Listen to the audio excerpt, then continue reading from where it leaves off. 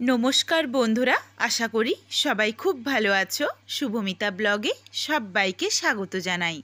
आज के तोमादेर साथे खास्ता मुचमुचे कड़ाईशुटिर कचुरिर रेसिपि शेयर करब।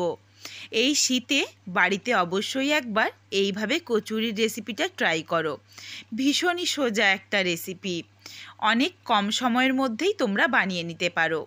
রেসিপিটা কেউ স্কিপ করো না, স্কিপ করলে কিন্তু ছোট ছোট অনেক টিপস তোমরা মিস করে যাবে।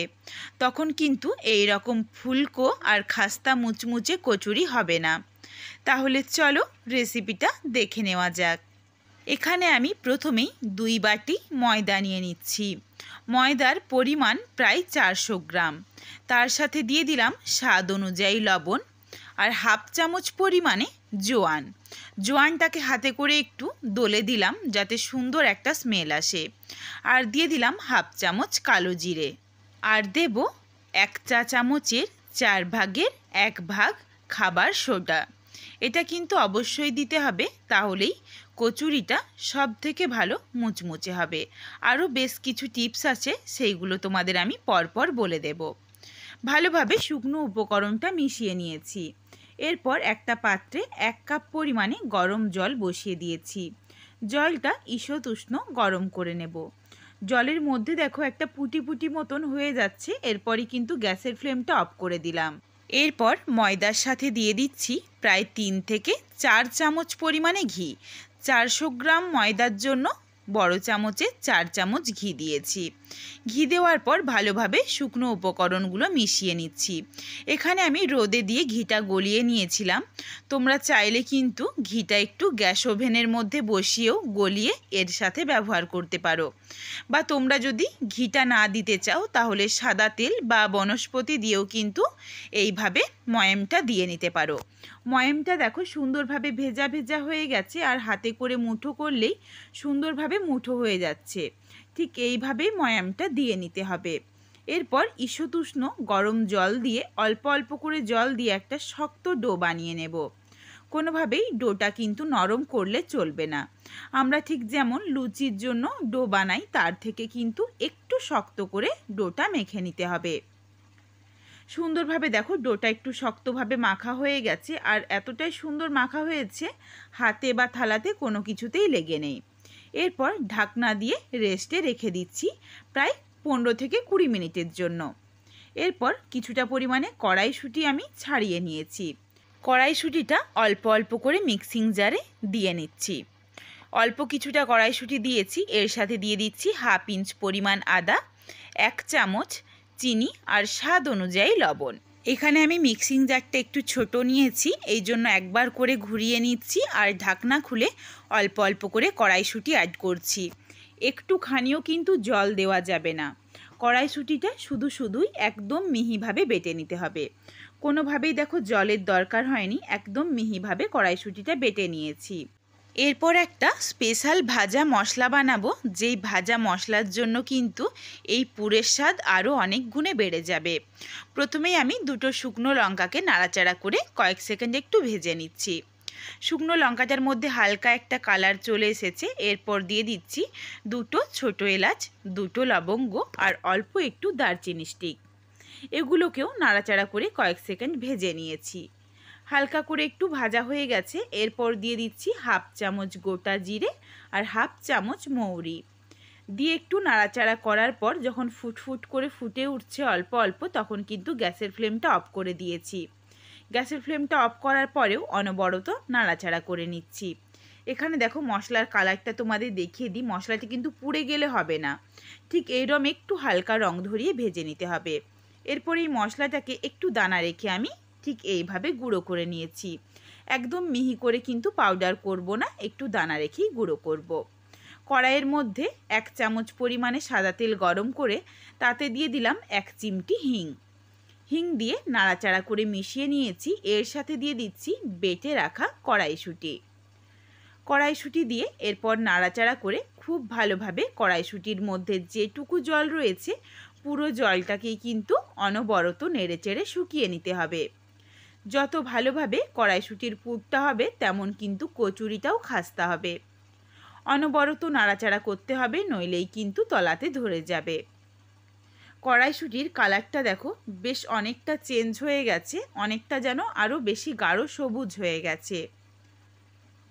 সুন্দরভাবে দেখো কড়াই থেকে ছেড়ে আসছে, এই জন্য কিন্তু আমি চারিদিকে বারবার ছড়িয়ে দিচ্ছি।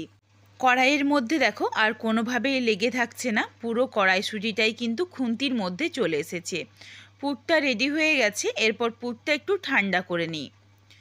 পুরটা একটা প্লেটে নামিয়ে নিয়েছি। পুরটা কিন্তু বেশ ভালোভাবে ঠান্ডা হয়ে গেছে।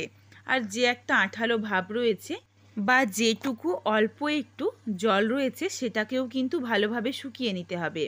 তার জন্য দিয়ে দিয়েছি 1 চামচ ছাতু আর ভেজে গুঁড়ো করে রাখা মশলা। এরপর হাতে করে খুব ভালোভাবে মিশিয়ে নিলেই কিন্তু একদম ঝুরঝুরে হয়ে যাবে।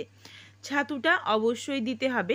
শুধু যদি কড়াইশুঁটির পুর দিয়ে এটা বানাও, ছাতু যদি না দাও তাহলে কিন্তু খুব সহজেই খাস্তা কচুরিগুলো নরম হয়ে যাবে।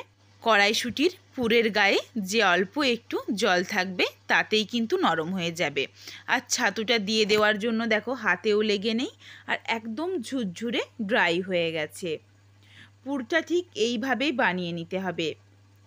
পুরটা বানিয়ে রেখে দিয়েছি। এরপর যে রেস্টে রেখেছিলাম ময়দাটা মেখে সেটা নিয়ে হাতে করে আবারও একবার ভালোভাবে দলে নিলাম। এরপর একে একে লেচি করে নিচ্ছি। লেচিগুলো আমরা ঠিক যেমন লুচির জন্য লেচি করি তার থেকে একটু বড় সাইজের করে লেচি করেছি। বা যারা লুচিগুলো একটু বড় করো তারা কিন্তু লুচির মতো করেও লেচিগুলো করে নিতে পারো। প্রত্যেক কটা লেচি আমার রেডি হয়ে গেছে। এরপর হাতে করে একটু চাপ দিয়ে দিয়ে সুন্দরভাবে গোল করে নিতে হবে। সুন্দরভাবে গোল করে নিলে কচুরিটা বানাতেও সুবিধে হয় আর দেখতেও কিন্তু ভীষণ সুন্দর লাগে। প্রত্যেক কটা লেচি রেডি হয়ে গেছে। এরপর হাতে একটা লেচি নিয়ে নিয়েছি। ঠিক বাটির মতো একটা শেপ দিয়ে নিচ্ছি। দেখো পাতলাভাবে বাটির মতো করে নিচ্ছি। এরপর এর মধ্যে পুরটা ভরে দেব। কড়াইশুঁটির পুর একটু বেশি করে দিতে হবে, একদম কম দিলে কিন্তু সেটা খেতে ভালো লাগবে না। হাতে করে একটু চাপ দিয়ে দিয়ে পুরটা সুন্দরভাবে ভরে নিয়ে মুখটাকে সিল করে দিচ্ছি। হাতে করে একটু চাপ দিয়ে দিয়ে দেখো খুব সহজেই সিল করে নিচ্ছি। আর যেই দিকটা সিল করলাম সেই দিকটা তলাতে রেখে হাতে করে একটু চাপ দিলেই কিন্তু সুন্দরভাবে কচুরির শেপে রেডি হয়ে যাচ্ছে। কতটা সহজ পদ্ধতি আর খেতেও কিন্তু দুর্দান্ত। চারিদিকে একটু ভালোভাবে চেপে নিলাম যাতে সুন্দর একটু গোল হয়ে যায়। মুখগুলো যেগুলো একটু ভাঁজ ভাঁজ মনে হবে সেগুলোকে কিন্তু হাতে করে অল্প করে চাপ দিলেই সুন্দরভাবে জুড়ে যাবে। একটা রেডি করে নিয়েছি, আরও একটা দেখো তোমাদের একটু আমি দেখিয়ে দিচ্ছি। সেম পদ্ধতিতে বাটির মতো করে নিয়ে একটু পুর নিয়ে একটু চেপে চেপে দিয়ে দিতে হবে পুরটা। তারপর মুখটা খুব ভালোভাবে আটকে নিয়েছি আর যেই দিকটা আটকাচ্ছি সেই দিকটা তলার দিকে রেখে হাতে করে সুন্দরভাবে চেপে গোল করে নিচ্ছি। তাহলেই রেডি হয়ে যাচ্ছে কচুরি। এখানে আমি দুটো রেডি করেছি, বাকি প্রত্যেক কটা কচুরি রেডি করে নিচ্ছি। তার আগে একটা কড়াইয়ের মধ্যে সাদা তেল গরম হতে বসিয়েছি। গ্যাসের ফ্লেমটা লোতে রেখে তেলটা প্রায় 15 থেকে 20 সেকেন্ড মতো হালকা করে একটু গরম করে নিয়েছি। একদম বেশি গরম করলে তেল হবে না, একদম হালকা গরম যেন আঙুল ডোবানো যায় ওইভাবে করে তেলটা গরম হয়ে গেলে একে একে কচুরিগুলো দিয়ে দিতে হবে। আর কচুরি দেওয়ার পরও অতি অবশ্যই গ্যাসের ফ্লেম লোতেই থাকবে। লোতে রেখেই একটু নাড়াচাড়া করে এক পিঠটা লালচে রং ধরে গেলে অপর পিঠটা উল্টে পাল্টে সুন্দর লালচে রং ধরিয়ে ভেজে তুলে রাখবো। কচুরিগুলো দেখো সুন্দর একটা লালচে রং হয়ে গেছে, একদম মুচমুচেভাবে খাস্তা কচুরি রেডি হয়ে গেছে। কচুরিগুলো তুলে রেখে দিলাম। এখানে তোমাদের আমি একটা ছোট্ট টিপস শেয়ার করছি। এই কচুরিগুলো তুলে নিই, তারপর তোমাদের বলছি। কচুরিগুলো তুলে নিলাম, গ্যাসের ফ্লেম কিন্তু এখনও লোতেই রয়েছে। এরপর কচুরির ঠিক যেই দিকে মুখটা আমরা সিল করেছি সেই দিকটা কিন্তু তলার দিকে দেব, তাহলে পুরটা খুলে বাইরে বেরিয়ে আসার কোনো ভয় থাকবে না। এখানে দেখো প্রত্যেক কটাকেই আমি তলার দিকে দিয়েছি মুখগুলো। কচুরিগুলো দেখো খুব সহজেই একদম ফুলকো ফুলকো হয়ে ফুলে উঠেছে। এরপর নাড়াচাড়া করে সুন্দর লালচে রং ধরিয়ে নিয়েছি। এরপর ভেজে তুলে রাখবো। কতটা সহজ পদ্ধতি, অবশ্যই একবার এইভাবে কচুরির রেসিপিটা বানিও। আশা করছি রেসিপিটা তোমাদের ভীষণই ভালো লাগবে। আর এখানে আমি তোমাদের প্রত্যেক কটা কচুরি ভেজেই দেখাবো, একটা কচুরিও বাদ দেব না, যাতে তোমাদের মধ্যে কোনো রকম সন্দেহ না থাকে যে প্রত্যেক কটা কচুরি ঠিকঠাকভাবে হবে কি না। প্রত্যেক কটা কচুরি দিয়ে দিয়েছি, আর একটু কিন্তু ডুবো তেলে ভেজে নিতে হবে।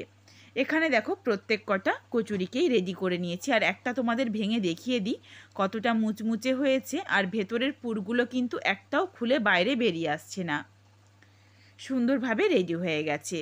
কড়াইশুঁটির কচুরির এই রেসিপিটা তোমাদের কেমন লাগলো কমেন্ট করে জানাতে ভুলো না কিন্তু। রেসিপিটা যদি ভালো লাগে তাহলে লাইক করো, শেয়ার করে বন্ধুদের দেখার সুযোগ করে দিও। তোমরা যদি এই রকম নিত্য নতুন রেসিপি আরও পেতে চাও তাহলে আমার চ্যানেলটিকে সাবস্ক্রাইব করে পাশে থাকা বেলটি অন করে দিও, যাতে প্রত্যেকটা রেসিপির নোটিফিকেশান সবার প্রথমে তোমাদের কাছে পৌঁছে যায়। আজকে আসি, সবাই ভালো থেকো, সুস্থ থেকো।